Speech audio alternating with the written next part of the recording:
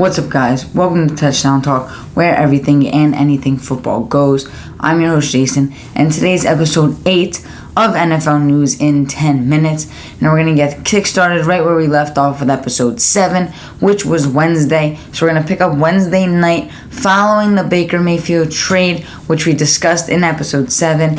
And then later on that night, we got some news per Mike Garafolo that there will be a quarterback competition in training camp. Now, the interesting thing here is Baker Mayfield was the first overall pick and Sam Darnold was the third overall pick in the 2018 draft, and now they will be competing to see who gets the starting job in Carolina. I'm going to predict that it is going to be Baker Mayfield, especially with Cleveland on schedule for week 1. Now, after that, we got some other news on Carolina. This per David Newton, that Carolina will not be trading Sam Darnold. They will be keeping him and staying with him, even though they just traded for Baker. And then per Jordan Schultz, the Atlanta Falcons have signed defensive tackle Eddie Goldman to a 1-year deal. Big defensive tackle coming out of Chicago. They couldn't get him. They couldn't get a deal done in free agency, so he is heading to Atlanta. He's going to be joining that team in that new rebuilding phase of Atlanta without Ridley or Ryan there. And then Thursday, no news except for that Bears wide receiver David Moore was arrested on Monday on drug and weapon charges in Gainesville, Texas. Now, KXII reported Wednesday that Moore, from Gainesville native, was booked, then released from Cook County Jail after posting $5,000 bond. So, not too big of a news. He did get released, so he might be back on the field. Still, we don't know what's going to happen with that situation.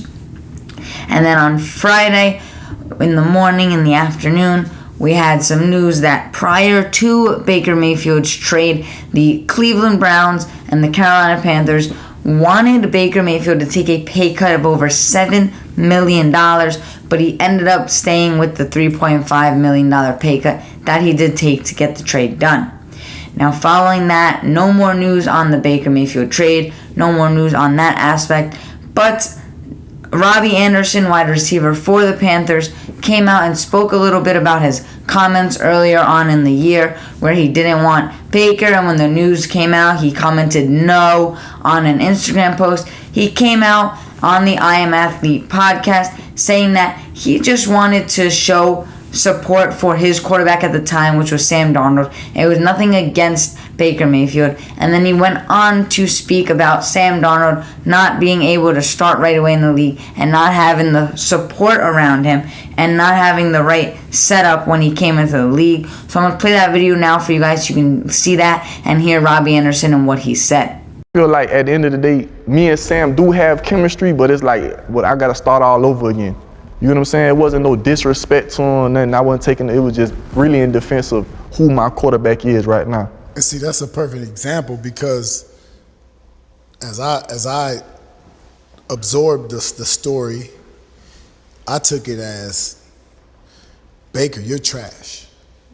Not as, I like what we got here, right. And it might not have been the best year. That. Hold on, it might have not been the best year. Nobody wants Baker, bro. You can tell. Wait, listen. It might have not been the best year, but I see glimpses and some chemistry can evolve to where it can be something. I will say this with Sam, though. You know what I'm saying? Let's hear this. I feel like his development was all messed up coming into the league. I don't feel like, look at Pat and look at Lamar. They ain't play right away. I don't feel like Sam should have played right away. Yeah, that's true. Yeah. So that's just, I feel like his career got jump-started the wrong way. I feel like being in the building, the coaches, I was there, you know what I'm saying? It wasn't right, you know what I'm saying? So in his defense, I don't feel like he was developed 100% correctly. So let me get on to that, dog. You've had him in 2 spots. Yeah. He see ghosts too. And I'm just saying, If you see ghosts, you can't play if you see ghosts. that's what he said. He said, oh man, coach, I don't know, I see like 4 linebackers, I see like 80 D-backs, I see ghosts. If he said that, we in trouble, mama. Oh man, when you heard that, I thought he was like ghosts. He came out and said that. Yeah, he said that. Yes, He said that. But when you go back and look at it, But a couple You have quarterbacks have had said this that guy for a good little time of your career. That's like a quarterback thing. And my point is, you're only good is the guy beside you. Yeah.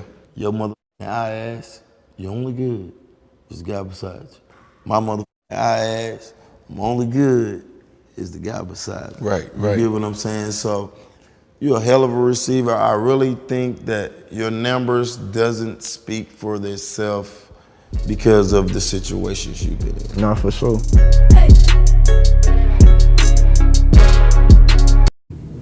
Now, after that, we had news on the 49ers, and this time, NFL legendary wide receiver Jerry Rice spoke about Trey Lance and the situation once again.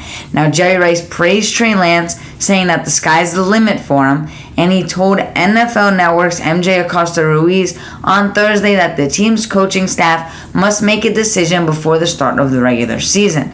I don't know, and I quote, "I don't know what the Niners are going to do with Jimmy G and Trey Lance. I know one thing. We don't want that carousel of back and forth during the season. I think you have to name someone as a starter. You have to go with that individual and then build around the quarterback." Now, in this situation, I do believe that Trey Lance will be the starter, not only because of Jimmy Garoppolo's injury, but just because Trey Lance is young. They're going to give him the start and let him get rolling with the team. We saw them do it with Alex Smith and Colin Kaepernick, and now I think it's time for them to just pass the torch down to Trey Lance, let him get started, and let the rebuild commence at that quarterback position, hand down the torch from Garoppolo to Lance, and let Lance take over the team. He has a setup on offense with the offensive line. He has Kittle, Debo for now, Brandon Ayuk. He has the defense on the other side of the ball. So the Niners are set up for a good team. They made the NFC Championship last year. They still have the team, and they're set up for greatness in the future. Now it just comes down to that quarterback position, and it seems like Jerry Rice is on Trey Lance's side, and so am I.